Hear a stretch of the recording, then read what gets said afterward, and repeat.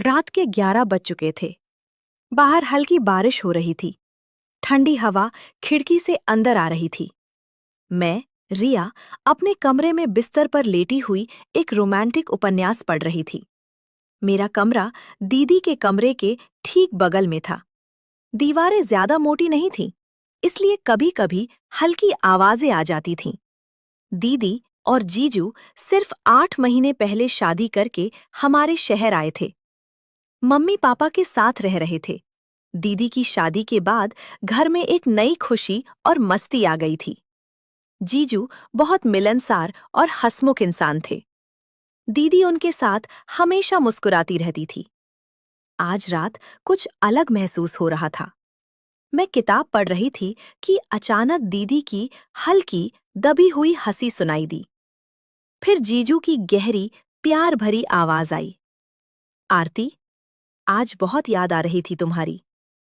दीदी ने शर्माते हुए कहा, श्श, धीरे बोलो ना, रिया बगल वाले कमरे में है, वो जाग रही होगी तो। जीजू हंसे, अरे वो तो सो गई होगी, हम बस थोड़ी देर बातें कर रहे हैं। लेकिन उनकी बातें धीरे धीरे चुप्पी में बदल गईं। मैं समझ गई कि दोनों बहुत करीब आ गए हैं। मेरा चेहरा अनजाने में गर्म हो गया। मैंने तकिया कान पर रख लिया ताकि कुछ न सुन पाऊं। फिर भी मन बार बार उधर ही जा रहा था। मुझे लगा कि दीदी और जीजू का प्यार कितना गहरा और जीवंत है। शादी के बाद भी उनका रोमांस कम नहीं हुआ था। मैं सोच रही थी, ये लोग सच में मेरे बगल वाले कमरे में और मैं यहाँ जाग रही हूँ। शर्म से मेरे गाल लाल हो गए। कुछ देर बाद सब शांत हो गया। सिर्फ बारिश की बूंदों की आवाज रह गई। मैंने राहत की सांस ली और आखिरकार नींद आ गई। अगली सुबह जब मैं किचन में गई, दीदी चाय बना रही थी। उनका चेहरा थोड़ा निखरा हुआ और आंखों में एक खास चमक थी।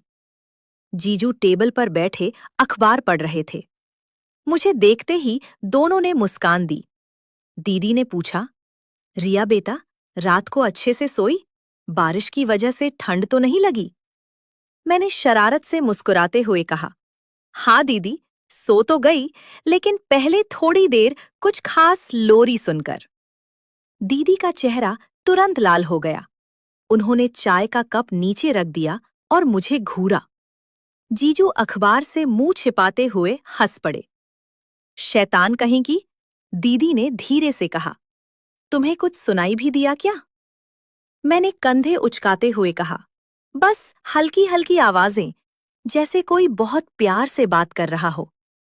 मैंने सोचा शायद आप लोग पुरानी यादें ताजा कर रहे होंगे। जीजू अब खुलकर हंस दिए। उन्होंने कहा, अरे रिया, तुम बड़ी हो रही हो, लेकिन अगली बार हम दरवाजा अच्छे से बंद कर लेंगे। दीदी ने जीजू को कोहनी मारी और बोली, तुम भी ना, रिया के सामने ऐसी बातें। मैंने हंसते हुए कहा, अरे दीदी, शर्माने की क्या बात है। मैं जानती हूँ कि पति पत्नी के बीच प्यार होता है। बस अगली बार थोड़ा और सावधानी से, वरना मैं फिर लोरी सुनूंगी। तीनों हंस पड़े। मम्मी पापा भी आ गए और पूछने लगे कि इतनी सुबह हंसी क्यों हो रही है। हमने कुछ नहीं बताया, बस एक दूसरे को देखकर मुस्कुराते रहे। उस दिन के बाद दीदी और जीजू थोड़े ज्यादा सतर्क हो गए। लेकिन कभी-कभी जब मैं उनके कमरे के पास से गुजरती, तो दीदी मुझे देखकर शर्मा जाती और जीजू चुटकी लेते।